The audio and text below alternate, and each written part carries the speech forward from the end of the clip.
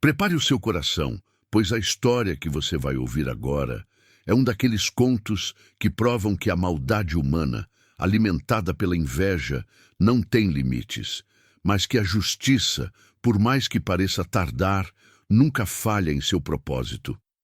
Vamos acompanhar o dia que deveria ser o mais feliz, mas que se transformou no mais sombrio pesadelo na vida de uma jovem de coração puro, Elisa.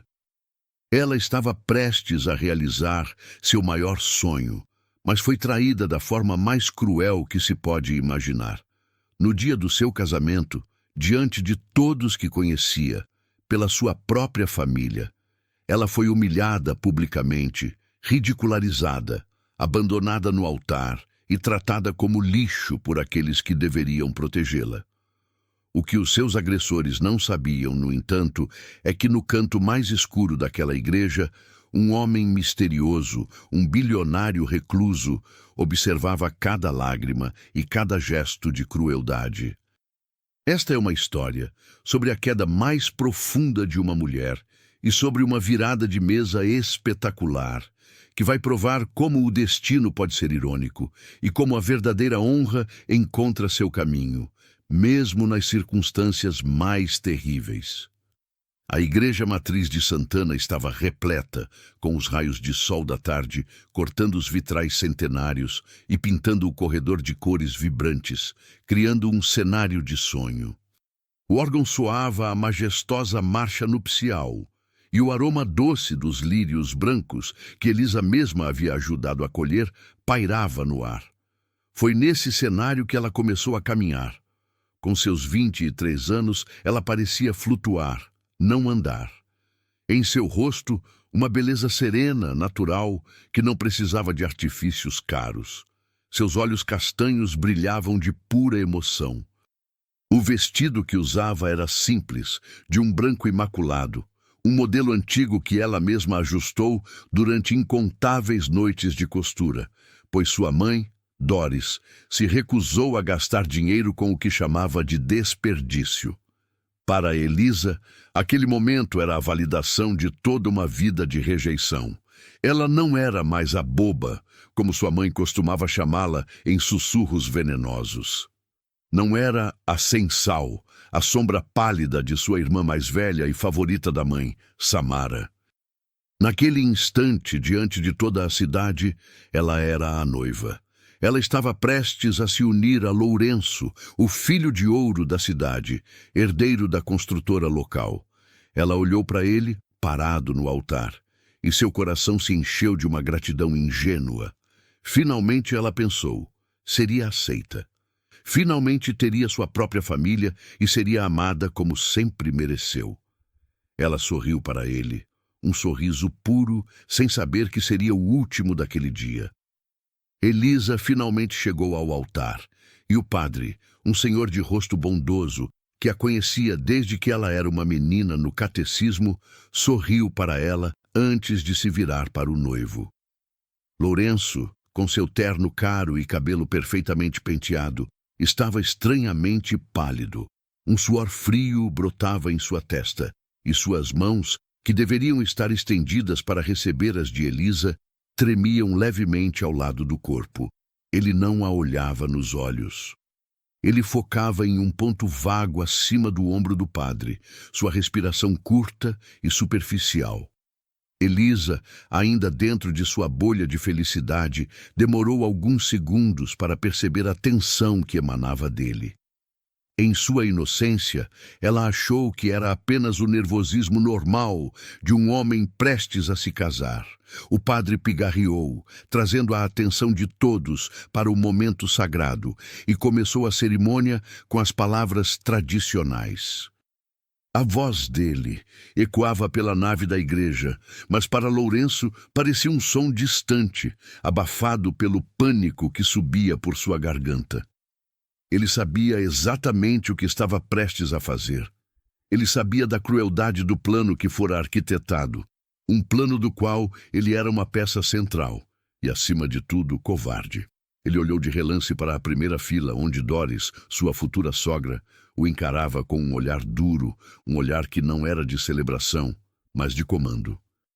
Um leve e quase imperceptível aceno de cabeça dela foi o sinal. O momento havia chegado.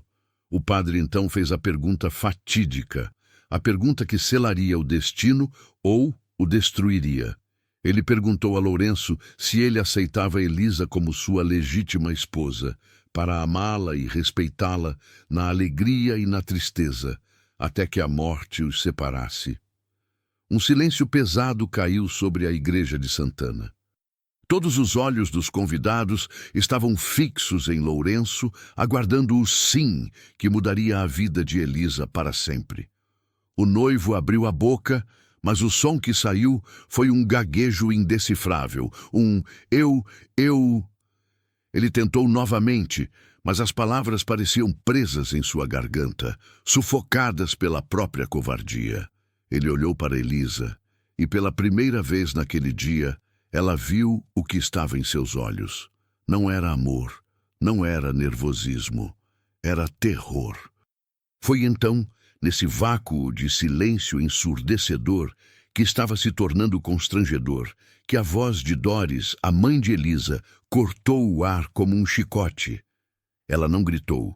Ela falou com um tom de desprezo claro e penetrante, alto o suficiente para que todos na primeira fileira ouvissem, e o microfone do padre, ainda ligado, captou o resto e jogou para os alto-falantes da igreja.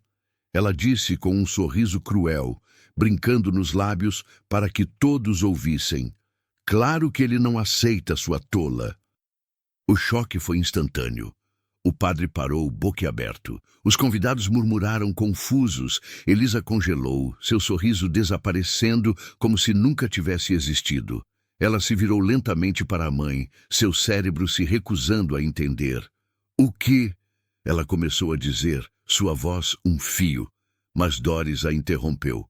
A mãe se levantou do primeiro banco, ajeitando seu vestido caro, e falou diretamente para a filha, em alto e bom som.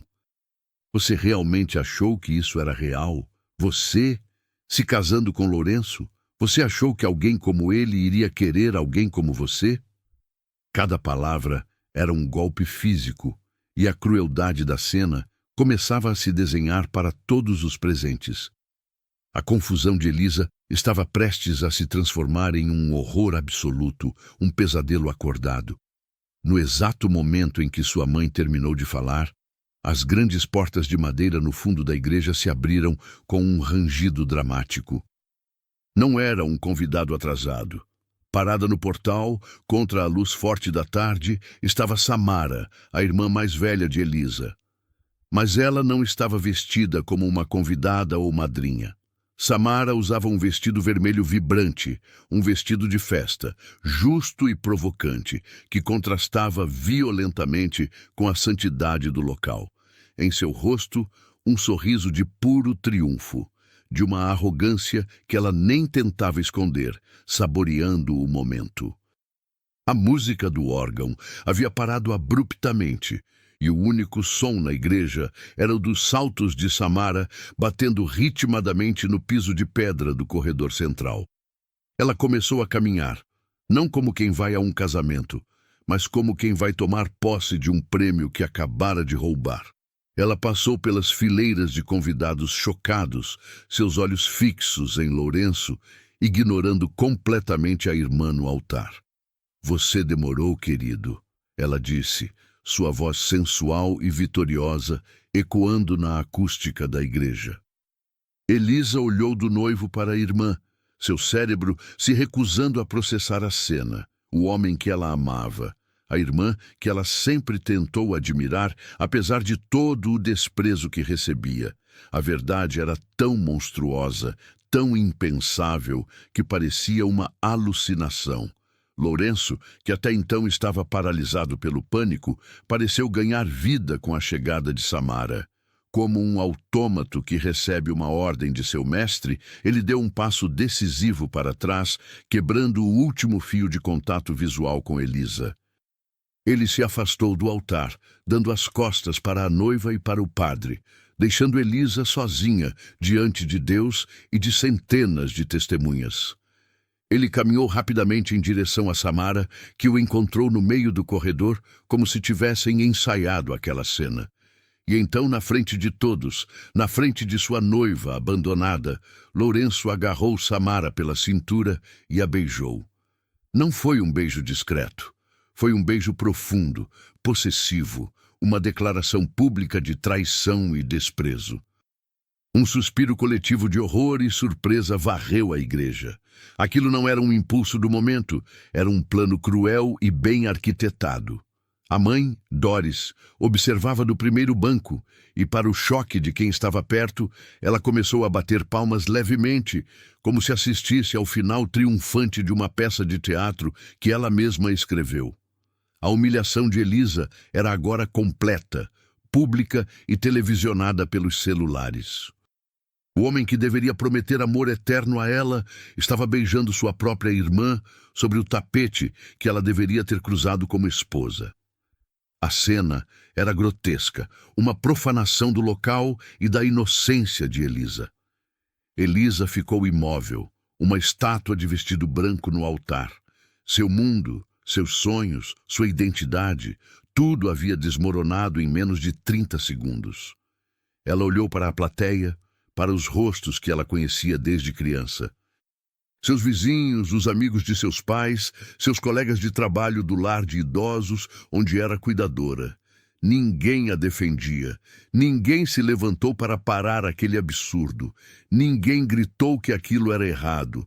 A maioria estava em choque, com as mãos na boca, mas muitos, especialmente os mais jovens, parentes de Lourenço, já estavam com os celulares erguidos, filmando. Eles não estavam filmando por indignação. Estavam gravando o escândalo. Eles estavam registrando sua dor, sua humilhação, transformando seu momento mais vulnerável em entretenimento, em fofoca que duraria meses na cidade. O som dos cliques e a luz das telas eram como mais sal na ferida aberta. Ela era um espetáculo de circo. Ela procurou pelo pai, em um reflexo desesperado, mas ele não estava lá. Havia falecido anos antes, e sua morte foi o que a deixou completamente à mercê da crueldade de Doris e Samara. Ela estava completamente sozinha, cercada por uma multidão de espectadores passivos. A solidão que ela sentiu naquele altar era mais fria e mais profunda do que qualquer inverno. Um vazio absoluto que parecia sugar todo o ar de seus pulmões. Essa crueldade é difícil até de imaginar. Ver uma jovem de coração puro, que só queria ser amada, ser traída por todos que ela deveria poder confiar, a mãe, a irmã e o noivo, é algo que revira o estômago e nos faz questionar a natureza humana. Muitas pessoas, quando confrontadas com uma injustiça tão grande, perdem a fé. Mas é nos momentos mais sombrios que a verdadeira força de uma pessoa é forjada e a verdadeira fé é provada. Antes de descobrirmos como Elisa vai sequer sobreviver a essa humilhação e qual será o papel do homem misterioso que assiste a tudo isso sem que ninguém perceba, queremos pedir algo a você que está com o coração apertado agora. Se você acredita que a inveja é o pior dos venenos e que ninguém, absolutamente ninguém, merece passar por uma humilhação dessas, demonstre seu apoio. Clique agora no botão de gostei e, se ainda não for inscrito, clique em inscrever-se para nos ajudar a continuar trazendo histórias que mostram que a justiça, por mais que demore, sempre encontra um caminho. Faça parte da nossa comunidade que acredita que o bem sempre vence a maldade. Enquanto Elisa permanecia catatônica, paralisada pela dor, Doris se levantou e foi até o casal traidor no meio do corredor. Ela pegou a mão de Samara e a mão de Lourenço, erguendo-as no ar como se fossem vencedores de uma grande competição. Vamos comemorar o verdadeiro noivado, ela anunciou para a igreja chocada. Sua voz era alta, cheia de um orgulho doentio, sem um pingo de remorso. Vamos para a festa que, afinal, foi paga para a noiva certa, ela gritou, referindo-se ao fato de que a família de Lourenço havia custeado a recepção. Ela então se virou uma última vez para Elisa, ainda parada como pedra no altar, e deu a ordem final, a palavra que selaria a humilhação. Vamos embora, deixem o lixo para trás. Esse foi o golpe de misericórdia. Lixo. Foi assim que sua própria mãe a definiu no dia do seu casamento, na frente de centenas de pessoas. Lourenço, agora totalmente sob o controle de Samara e Doris, não olhou para trás, nem por um segundo. Os três, rindo como se tivessem acabado de contar uma piada brilhante, começaram a caminhar pelo corredor, apressados para sair e celebrar sua vitória cruel. Os convidados, sem saber o que fazer, começaram a se levantar, alguns seguindo os vilões para fora, como ovelhas, outros simplesmente fugindo da cena constrangedora o mais rápido que podiam, deixando Elisa para trás na igreja, que rapidamente se esvaziava.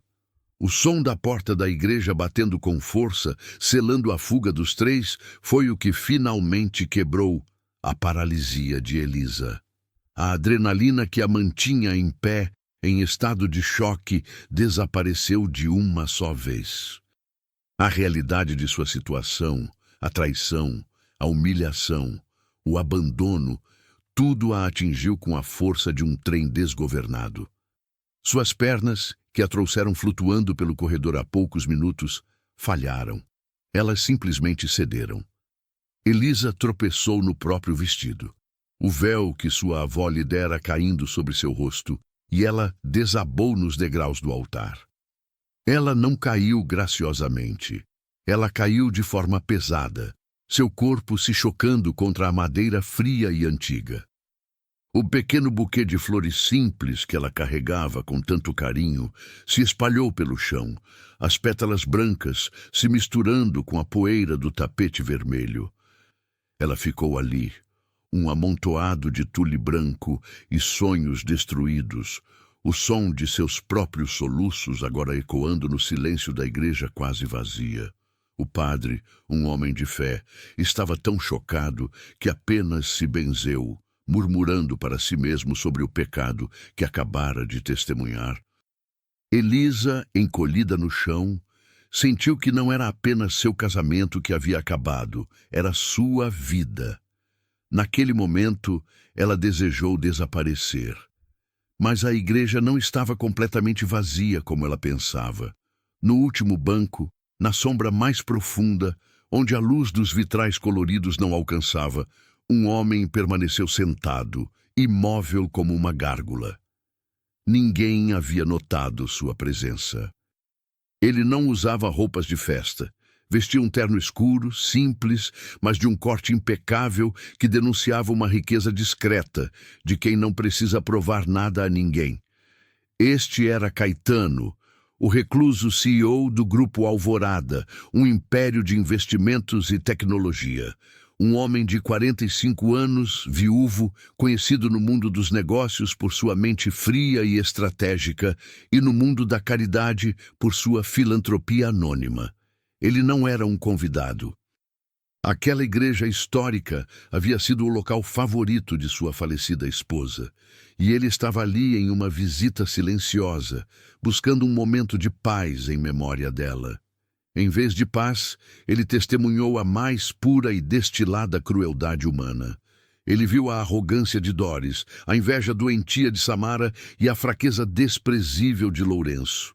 E agora ele via a devastação completa de Elisa, caída e soluçando no altar. Seus olhos, que normalmente eram calmos e analíticos, agora queimavam com uma fúria fria. Ele não se moveu. Ele apenas observou a jovem no chão, seu destino agora inesperadamente e irrevogavelmente ligado ao dele. Elisa, tremendo de frio e de choque, tentou se levantar.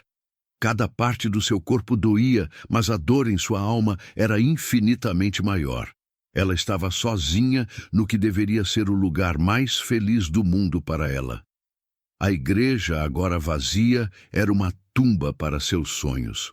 Lá fora, ela podia ouvir os carros cantando pneu, provavelmente dos convidados indo para a festa da sua traição. Ela não tinha casa para onde voltar. O quarto onde dormia era na casa de sua mãe, a mesma que a chamou de lixo. Ela não tinha dinheiro. Gastara cada centavo de seu salário como cuidadora de idosos naquele vestido e na pequena contribuição para a festa. Ela estava literalmente sem nada e sem ninguém. O que ela faria? Para onde iria? O desespero era total. Mal sabia ela que, enquanto lutava para respirar em meio às lágrimas, a única pessoa que testemunhou sua dor e sua inocência era também o homem mais poderoso da cidade. A história de Elisa não terminou naquele altar. Na verdade, a maior reviravolta de sua vida estava prestes a começar, assim que ela tomasse a decisão de se levantar daquele chão.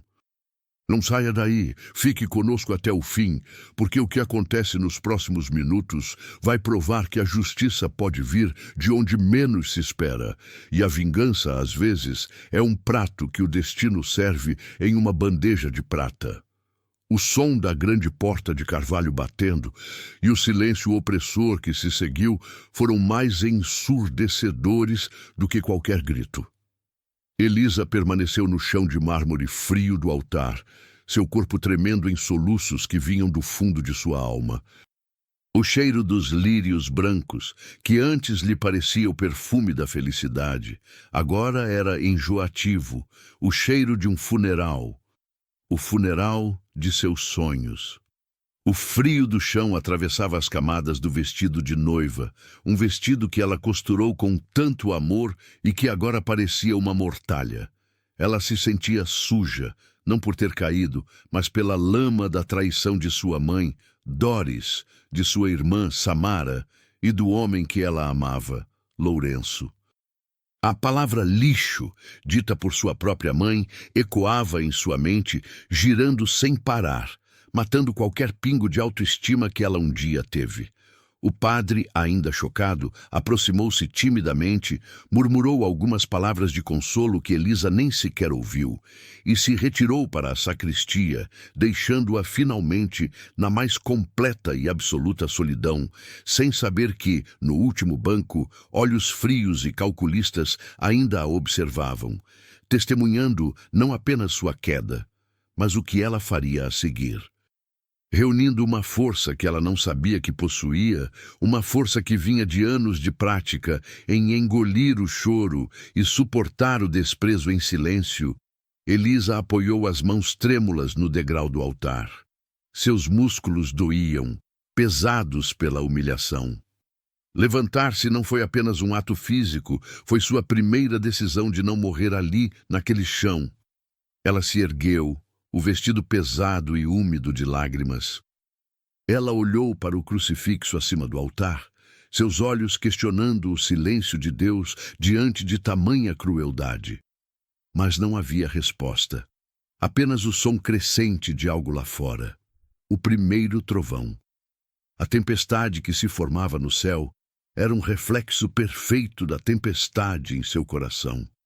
Ela se virou e olhou para o corredor que percorrera com tanta esperança há menos de uma hora. Agora parecia um caminho longo e assustador. Cada passo para longe do altar era um passo em direção a um futuro que não existia. Ela começou a andar, seus pés descalços, pois em algum momento ela havia perdido os sapatos brancos simples. Ela caminhava sobre as pétalas amassadas de seu próprio buquê. Cada passo uma facada em sua inocência perdida. Ao chegar às grandes portas da igreja, ela hesitou. Abrir aquela porta significava aceitar que tudo havia acabado.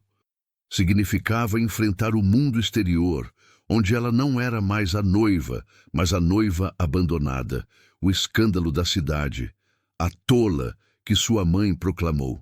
Lá fora estava a realidade, e a realidade era que ela não tinha para onde ir. A casa de sua mãe não era uma opção. Ela fora expulsa com a palavra lixo. Ela não tinha amigos íntimos, pois sua família sempre se certificou de isolá-la. Seu único foco era seu trabalho como cuidadora de idosos, um trabalho que ela amava, mas que mal pagava suas contas. Ela respirou fundo, fechou os olhos por um segundo e empurrou a pesada madeira. A porta se abriu com um rangido, e a realidade a atingiu na forma de um vento frio e cortante que trouxe consigo as primeiras gotas grossas de chuva. A tarde ensolarada havia se transformado em uma noite prematura, escura, cinzenta e violenta, assim como sua vida. O céu, cúmplice de sua dor, desabou. Elisa saiu para a escadaria da igreja e a tempestade a abraçou instantaneamente. Não era uma chuva fina, era um dilúvio, uma cortina de água gelada que encharcou seu vestido e seu cabelo em segundos, colando os fios em seu rosto e fazendo-a tremer violentamente. O vestido branco, símbolo de pureza, rapidamente ficou pesado, sujo pela lama que a chuva respingava nos degraus. Ela não tentou se proteger. Ela não correu para a marquise ao lado.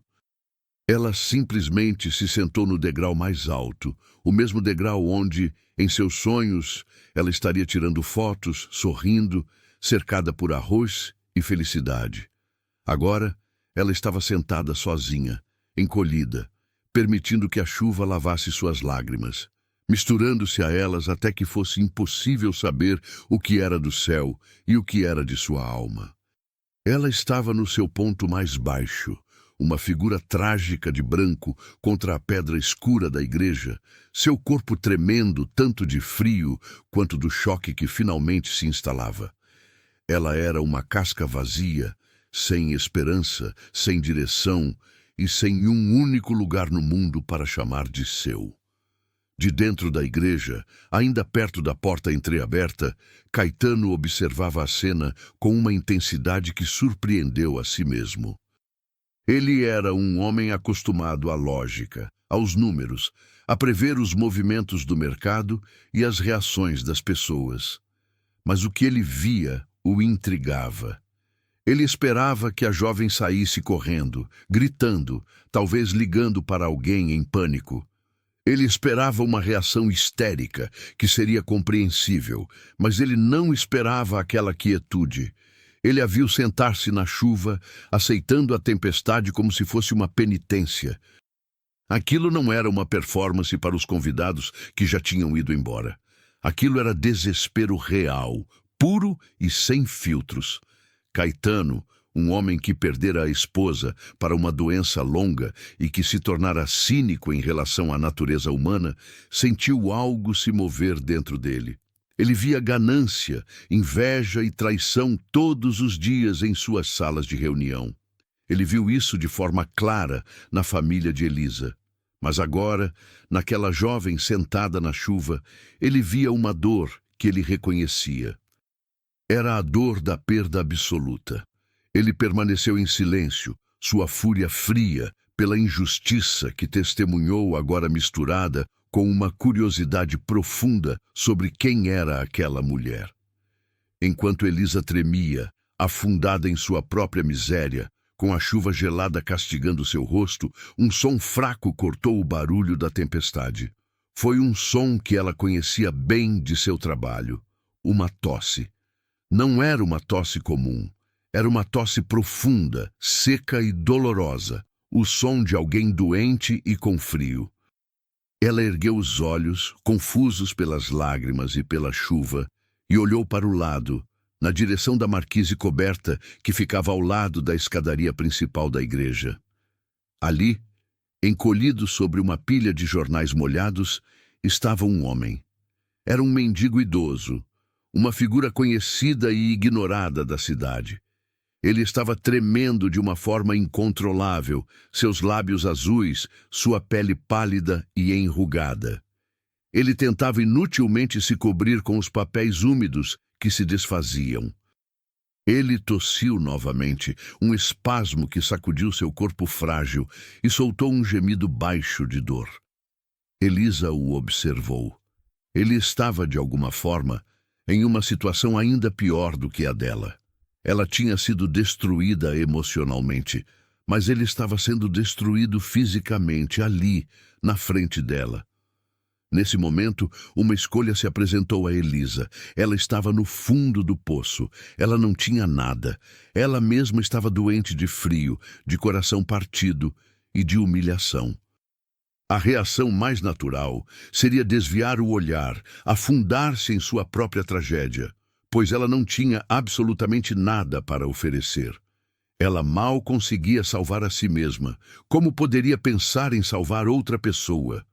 Seu cérebro gritava para que ela ficasse ali, encolhida, e deixasse o mundo desabar. O que ela poderia fazer? Dar a ele seu vestido sujo, suas lágrimas. Qualquer pessoa em sã consciência entenderia que ela não tinha condições de ajudar, mas Elisa era uma cuidadora em sua essência. Sua vida inteira foi dedicada a aliviar a dor dos outros, muitas vezes enquanto ela mesma sofria em silêncio. Esta história toca em algo profundo em todos nós. A capacidade de ter compaixão, mesmo quando estamos sofrendo. Queremos saber até onde esta história está viajando e quem está se emocionando conosco. Por favor, comente agora mesmo o nome da sua cidade e do seu estado aqui embaixo nos comentários. É muito importante para nós sabermos de onde você está nos assistindo e sentir a sua energia. Não importa o quão longe você esteja. Deixe sua cidade e estado e vamos continuar juntos. O homem tossiu de novo, um som que pareceu rasgar o ar. E foi esse som que selou a decisão de Elisa. A cuidadora dentro dela venceu a vítima. Ela olhou para si mesma. O vestido estava arruinado, ensopado. Mas o véu que sua falecida avó, a única pessoa que a amou incondicionalmente, lhe dera, ainda estava preso em seu cabelo. Quando ela caiu no altar, ele se desprendeu parcialmente e, ao se sentar, ela o havia tirado e segurado no colo, protegendo-o instintivamente da chuva. Era a única coisa de valor que ela possuía no mundo. Não valor em dinheiro, mas valor sentimental. Era sua última conexão com o amor verdadeiro. Era longo, feito de uma renda simples, mas ainda estava relativamente seco e quente pelo calor de suas mãos. Ela olhou para o véu e depois para o homem que tremia e parecia estar ficando azul. Em uma fração de segundo, a decisão foi tomada. O amor de sua avó não era um objeto para ser guardado, era uma ação para ser praticada. Ela se levantou, seus joelhos fracos, e caminhou os poucos passos que a separavam do mendigo. O homem idoso se encolheu quando viu a figura fantasmagórica de Elisa, com seu vestido de noiva sujo e rasgado, aproximando-se dele na tempestade. Ele provavelmente pensou que ela era uma aparição, ou alguém que viera machucá-lo ou expulsá-lo de seu abrigo precário. Seus olhos, turvos pela febre, se arregalaram de medo. Elisa parou na frente dele e, com as mãos trêmulas, não pelo frio, mas pela emoção do que estava fazendo, ela começou a desenrolar o véu de sua avó. Ela não disse nada. Ações, ela sabia, falavam mais alto que palavras. Ela se ajoelhou na poça de água suja ao lado dele, sujando ainda mais o vestido, e com a gentileza de uma enfermeira experiente, ela envolveu o véu longo e seco ao redor do pescoço e dos ombros trêmulos do homem.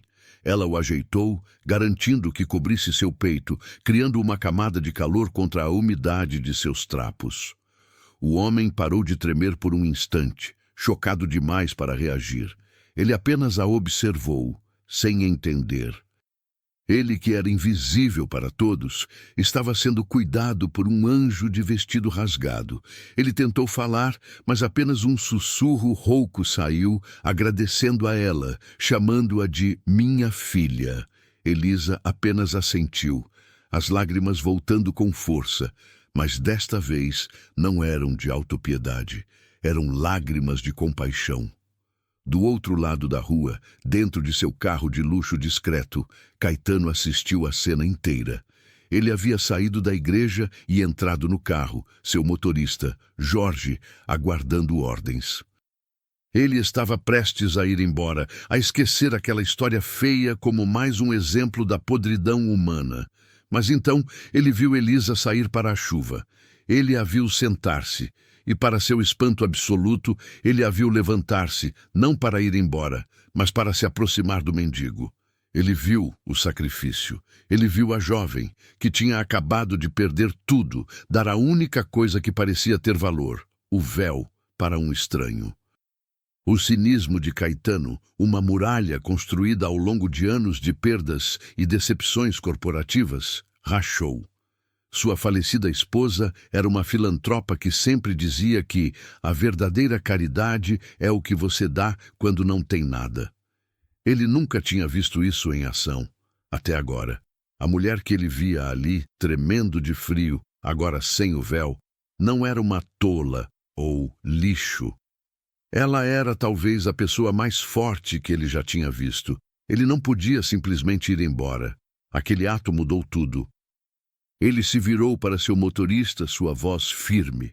Ele disse a Jorge para pegar o casaco de reserva e o guarda-chuva no porta-malas. Elisa voltou para seu lugar no degrau da igreja, sentindo o frio de forma ainda mais aguda agora que havia doado o véu. O gesto de bondade a esvaziou de sua última reserva de calor, mas encheu um pequeno canto de sua alma com algo que ela não sentia há horas. Propósito. Ela fechou os olhos, pronta para aceitar o que quer que a noite trouxesse, talvez uma doença, talvez o fim. Foi quando ela ouviu passos firmes se aproximando. Ela abriu os olhos, assustada, seu coração disparando. Era um homem alto, de uniforme de motorista, segurando um grande guarda-chuva preto. Era Jorge, o motorista de Caetano. Ele parou a uma distância respeitosa, sua presença calma e profissional. Elisa se encolheu, temendo outra humilhação, outra pessoa para rir dela. Mas o homem apenas a olhou com respeito. Ele disse com a voz calma que seu patrão oferecia uma carona para tirá-la da chuva. Elisa balançou a cabeça freneticamente. Não, não, obrigada, ela gaguejou. O medo de homens e de carros caros agora gravado em sua pele. Depois do que Lourenço fez, ela não confiava em ninguém. O motorista, vendo o pânico em seus olhos, não insistiu. Ele assentiu, compreendendo. Ele fincou o grande guarda-chuva na fresta da grade de pedra ao lado da escada, criando um pequeno teto que a protegeu da chuva mais forte. Ele então tirou um pesado casaco de lã, dobrado em seu braço, e o colocou no degrau seco ao lado dela. Ele disse que o patrão insistia que ela ficasse com o casaco, e sobre o casaco ele colocou um pequeno cartão. Um cartão grosso, branco, com apenas um número de telefone pessoal, escrito à mão com uma caneta tinteiro. Ele disse que era para o caso dela mudar de ideia, ou se precisasse de qualquer coisa. Jorge então se virou, caminhou de volta para o carro e entrou.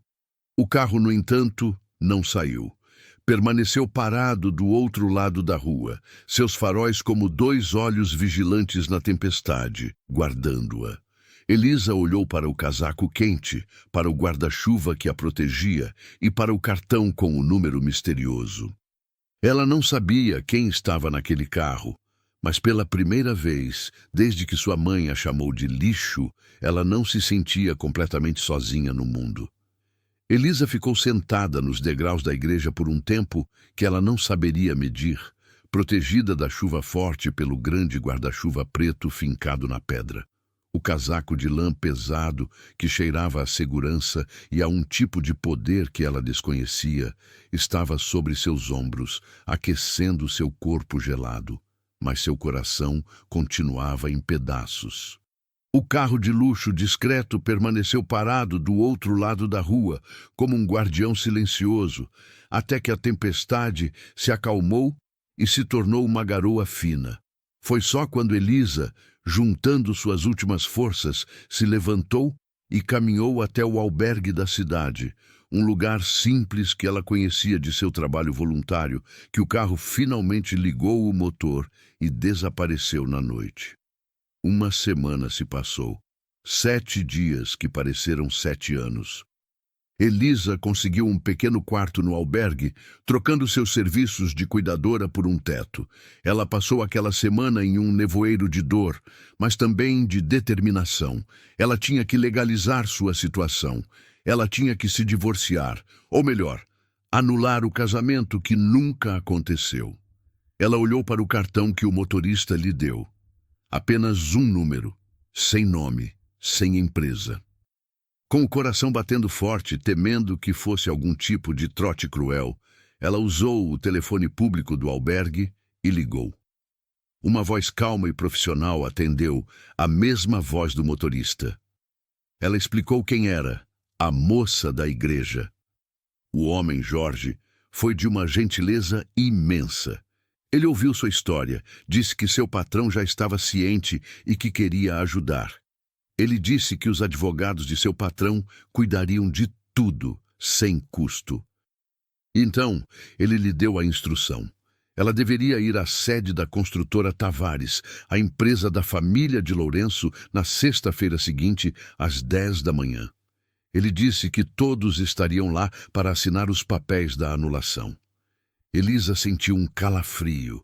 Voltar a ver Doris, Samara e Lourenço era a última coisa que ela queria. Mas Jorge a tranquilizou, dizendo que era necessário e que tudo correria bem. Na sexta-feira, pontualmente às 10 da manhã, Elisa parou em frente ao prédio espelhado da construtora Tavares. O edifício era um símbolo de poder e riqueza na cidade, um contraste gritante com a própria Elisa.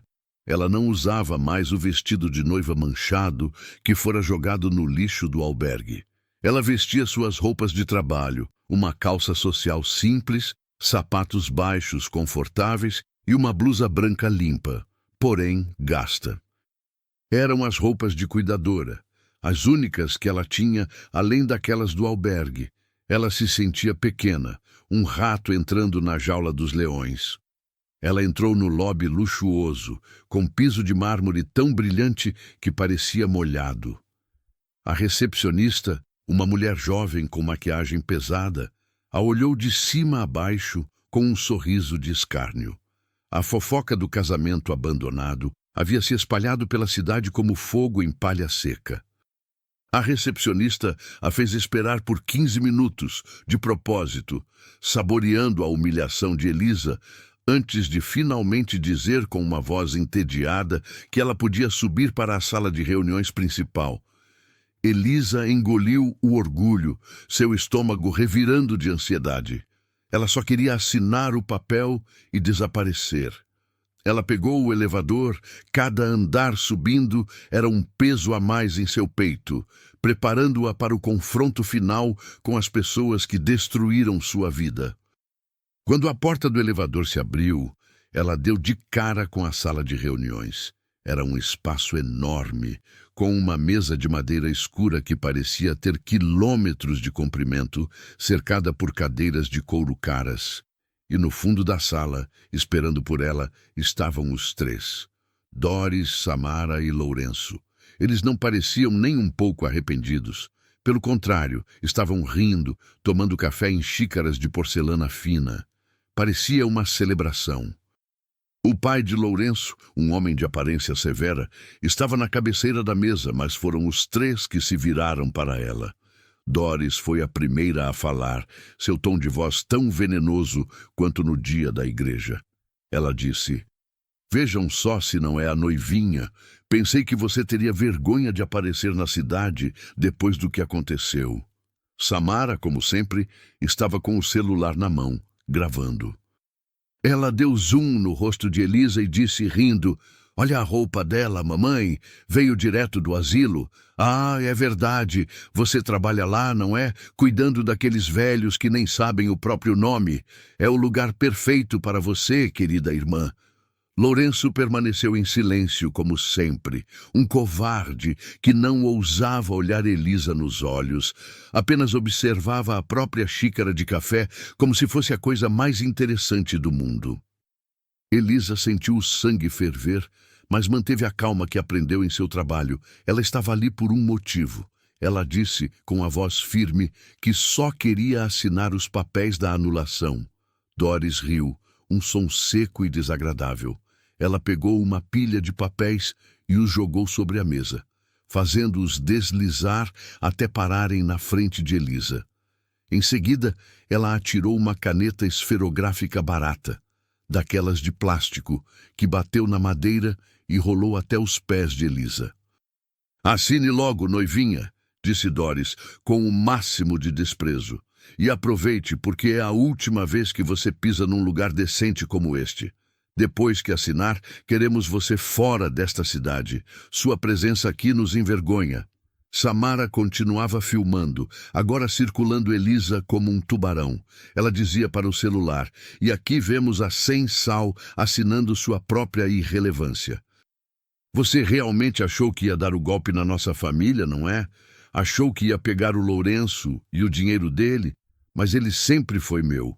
Ele só estava te usando para manter a mamãe quieta até o momento certo. Não foi, Lourenço, meu amor?" E pela primeira vez, Lourenço falou. Ele levantou os olhos frios e vazios e disse: "Foi, Samara.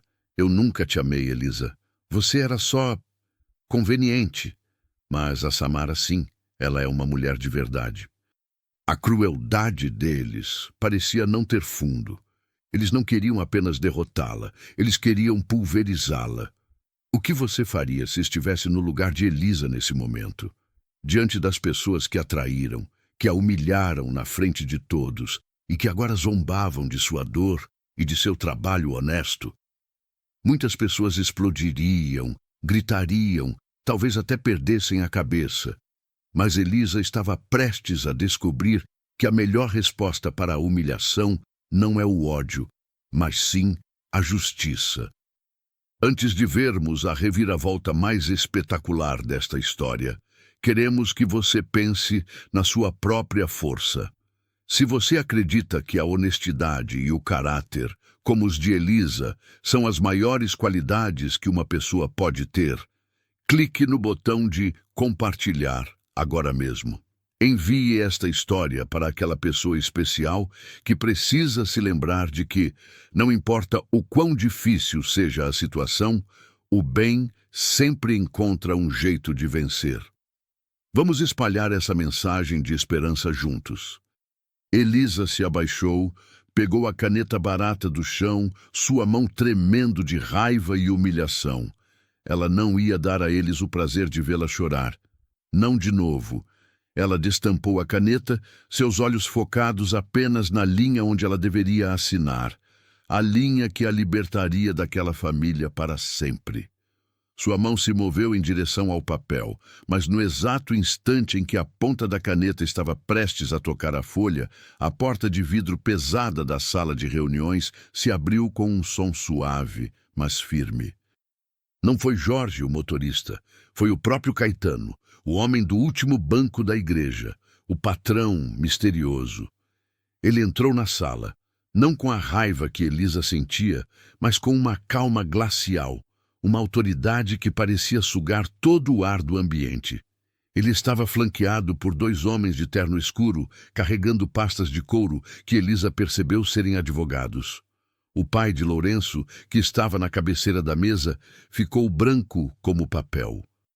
Ele se levantou tão rápido que sua cadeira de couro quase caiu para trás.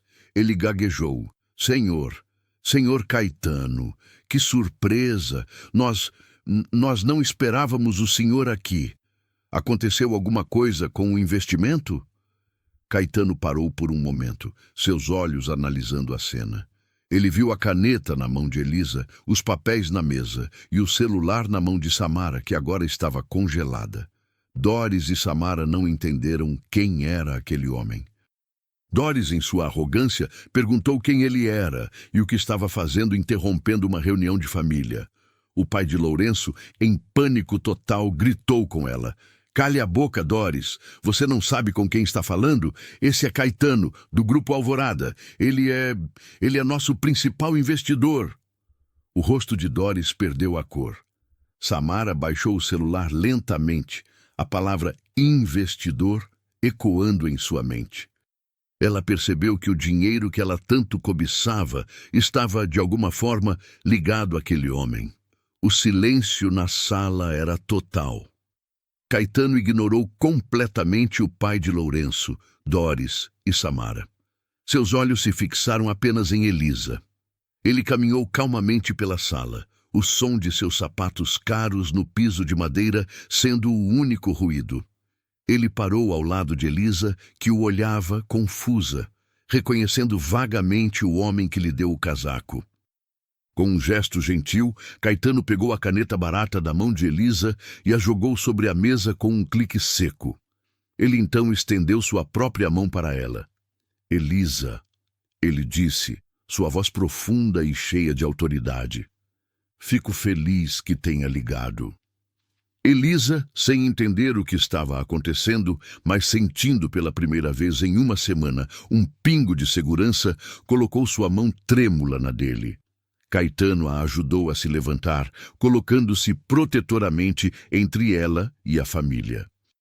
Só então Caetano se virou para o pai de Lourenço, seu rosto uma máscara de frieza profissional. Senhor Tavares, ele começou, acredito que o senhor conheça meus advogados. O pai de Lourenço, suando frio, tentou sorrir. Sim, claro, senhor Caetano. É sobre o novo projeto do condomínio? Os números estão ótimos. Caetano deu um sorriso que não chegou aos olhos. Não, ele disse calmamente. Não é sobre um novo projeto. É sobre a rescisão de todos os projetos. O pai de Lourenço desabou na cadeira como se tivesse levado um soco. O quê? Ele gritou. Um dos advogados de Caetano deu um passo à frente e colocou uma pasta grossa na frente do homem. O grupo Alvorada, disse Caetano, está retirando todo o investimento da construtora Tavares, com efeito imediato, citando a cláusula 32B do nosso contrato, conduta moral e risco de reputação. O pai de Lourenço estava lívido. Conduta moral? Do que você está falando? Nossos negócios são limpos. O olhar de Caetano se moveu de Doris para Samara e, finalmente, para Lourenço. Eu não invisto meu dinheiro, nem o da minha empresa, em pessoas sem caráter. E eu tive o desprazer de testemunhar o caráter de sua família em primeira mão na igreja de Santana na semana passada. O pai olhou para Lourenço, o horror tomando conta de seu rosto. Ele finalmente entendeu. Aquele casamento falso, aquele escândalo. Lourenço não tinha apenas humilhado Elisa. Ele tinha acabado de falir a própria família. Doris começou a gritar. Ela gritou que ele não podia fazer isso, que era um abuso, que ela iria processar. O advogado de Caetano simplesmente apontou para o contrato que o pai de Lourenço havia assinado. Samara, percebendo que o sonho da vida de luxo estava evaporando diante de seus olhos, partiu para cima de Lourenço, batendo nele, chamando-o de fraco, de incompetente, que ele havia arruinado tudo. O caos se instalou na sala de reuniões, mas Caetano não prestava mais atenção neles. Ele se virou para Elisa, que observava tudo, chocada, seu cérebro tentando juntar as peças. A voz de Caetano, em contraste com os gritos, era suave. Elisa, ele disse, eu não lhe contei quem eu era naquele dia, mas eu vi o que você fez. Naquele que foi o pior dia da sua vida, quando você não tinha nada, eu vi você se ajoelhar na chuva para dar seu véu, sua única coisa de valor, para um homem que tinha ainda menos que você, um homem que a sociedade ignora. Elisa o encarou, as lágrimas agora vindo aos seus olhos, mas por um motivo completamente diferente. Minha falecida esposa, continuou Caetano, passou a vida tentando ajudar os desamparados. Ela criou a Fundação Alvorada. Mas desde que ela se foi, eu nunca encontrei ninguém com integridade e compaixão pura para dirigir essa fundação. Alguém que entendesse de dor, mas que escolhesse a bondade. Até a semana passada. Elisa mal podia respirar. Ela perguntou, O que o senhor está dizendo? Caetano sorriu, um sorriso genuíno desta vez. Eu estou oferecendo a você, Elisa, o cargo de diretora executiva da Fundação Alvorada. Seu trabalho não será cuidar de números, mas sim de pessoas. Seu trabalho será continuar a fazer exatamente o que você fez na igreja, encontrar aqueles que ninguém vê e dar a eles dignidade. Elisa levou as mãos à boca, um soluço de incredulidade escapando. Caetano sinalizou para o segundo advogado, que abriu sua pasta e tirou um talão de cheques. Não era um talão de cheques comum, era o da fundação. Caetano pegou sua caneta tinteiro, assinou um cheque e o entregou a Elisa. E este, disse ele, é o seu primeiro projeto.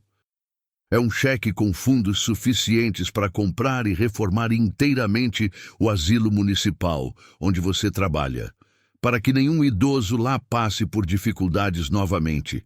Ah, e a propósito, o senhor que você ajudou na chuva, eu mandei minha equipe localizá-lo. Ele está seguro, recebendo cuidados médicos, e será o primeiro residente de honra da nova ala. Elisa pegou o cheque, suas lágrimas molhando o papel. Ela olhou para o valor e quase desmaiou. Eram mais zeros do que ela jamais vira na vida. Caetano então gentilmente colocou a mão nas costas de Elisa e a guiou para fora da sala de reuniões. Vamos, diretora, ele disse, temos muito trabalho a fazer. A última visão que Elisa teve foi de Doris, caída em uma cadeira, pálida como um fantasma. Samara estava no chão, chorando de raiva, enquanto Lourenço e seu pai se encaravam, a imagem da falência e da ruína. Elisa saiu daquele prédio, não como a noivinha humilhada, mas como a mulher que iria mudar a vida de centenas de pessoas. E foi assim que a família arrogante aprendeu da forma mais dura. Não se humilha quem Deus decide honrar. A palavra lixo, que Doris usou para definir a filha, era agora a descrição perfeita do futuro que ela havia garantido para si mesma e para Samara. Elisa, que foi abandonada em um altar, recebeu um propósito maior do que qualquer casamento. Porque o mundo, meus amigos, pode dar muitas voltas, mas ele sempre, sempre gira para colocar os justos exatamente no lugar que eles merecem.